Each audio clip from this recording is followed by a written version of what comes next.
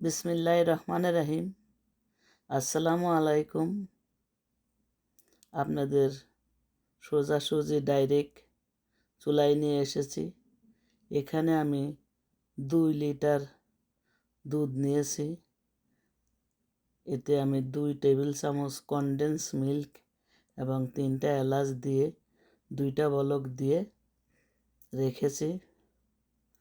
আমি এটা দিয়া রসবুড়ি সুজির রসবুড়ি পিঠা বানাবো।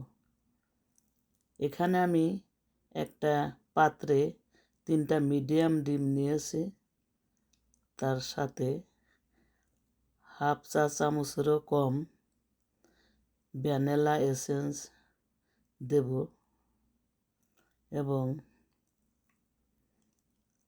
এর ভিতরে 1 চিমটি এলাচের গুঁড়ি দেব। এলাচের গুঁড়িটা এর ঘ্রাণটা আমার অনেক পছন্দ, আমার কাছে খুবই ভালো লাগে। এখন আমি একটা হ্যান্ড উইচের সাহায্যে এটাকে ভালোভাবে ফেটে নেব। যখন ফেটা শেষ হয়ে যাবে তখন এর ভিতরে আমি 1 কাপ সুজি দেব। আমার ফেটা হয়ে গেছে। 1 কাপ সুজি দেব। সুজিটা আমি একসাথে দেব না, অল্প অল্প করে দিয়ে ফেটে নেব বা মেখে নেব। হ্যান্ড উইচের সাহায্যে মিক্স করে নেব, যাই বলেন না কেন। যতটুকু লাগে সেই পরিমাণই দেব।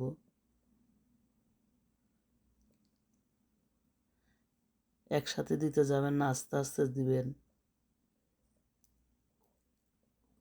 কারণ শুকনা সুজি পরে ফুলে ওঠে, সেভাবেই দিবেন। হয়তো আর একটু লাগবে।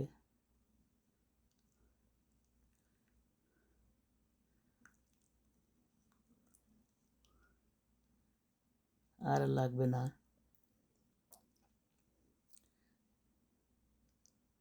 এবারে ঠিক আছে। ব্যাটারটা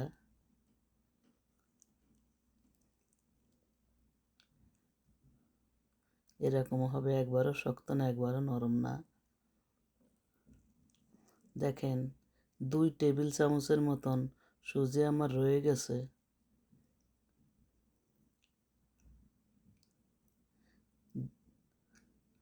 আমি একটা ফ্রাই প্যানে তেল গরম করে রেখেছি হালকাভাবে। একটা দিছি টেস্ট করার জন্য। এভাবে আমি আস্তে আস্তে দিব। আরেক চুলায় দুধটা গরম করে ঢেকে রেখেছি। এই গরম তেলের ভিতরে আস্তে আস্তে রসবড়ি পিঠাগুলা ছাড়ব। বেশি গরম তেলে ছাড়া যাবে না, কারণ উপর থেকে পুড়ে যাবে, ভিতরে কাঁচা থাকবে, তখন দুধের শিরাটা ঢুকবে না। কাছেই আস্তে আস্তে জাল দিয়ে এটা ভেজে নিতে হবে। আর বেশি কড়াভাবেও ভাজা যাবে না। কড়াভাবে ভাজতে গেলে তখনও শিরা ভিতরে ঢুকবে না পিঠার ভিতরে। কাজে মিডিয়ামভাবে ভাজতে হবে।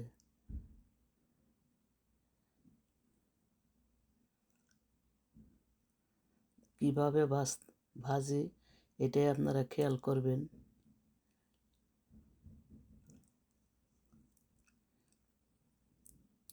এটা এমন কঠিন কোনো কাজ না, এটা যে কোনো মানুষ বানাতে পারবে। অতি সহজ এবং খেতে অসাধারণ। মেহমান আসলে তাদের বসিয়ে রেখেও আপনি বানাইতে পারবেন। আমার সব পিঠাগুলো দেওয়া হয়ে গেছে। এখন আমি আস্তে আস্তে উল্টিয়ে নেব একটা একটা করে। সবগুলো এভাবে উল্টিয়ে, জাল আর বাড়ানো যাবে না, চুলার আঁচ এই অবস্থায় রাখতে হবে। মেহমান আসলে তাদের বসিয়ে রেখে কথা বলতে থাকবে আর এইদিকে এই পিঠাটা তৈরি করতে পারবে। এটা অতি সহজ, পৃথিবীর সবথেকে সহজ এই রসবড়ি পিঠা সুজির। এর চেয়ে সহজ আর নাই, নষ্ট হওয়ার ডর নাই, ভেঙে যাওয়ার ডর নাই। সিস্টেমটা বুঝতে পারলে কোনো সমস্যা নাই। শুধু ডিমের সঙ্গে যে সুজিটা মিক্স করতে হবে ওইটাই মেইন। এভাবে আমি ভাজা হয়ে গেলে আমি রসের শিরায়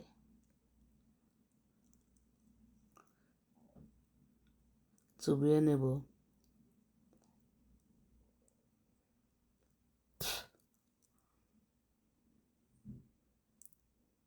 আপনারা এই সুজা পিঠাটা শুধু দেখলে হবে না, করে খেতে হবে, তাহলে বুঝতে পারবেন।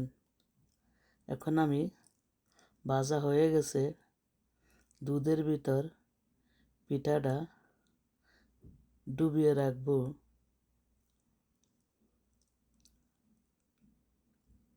পিঠাটা দিয়ে দিলাম দুধের ভিতর।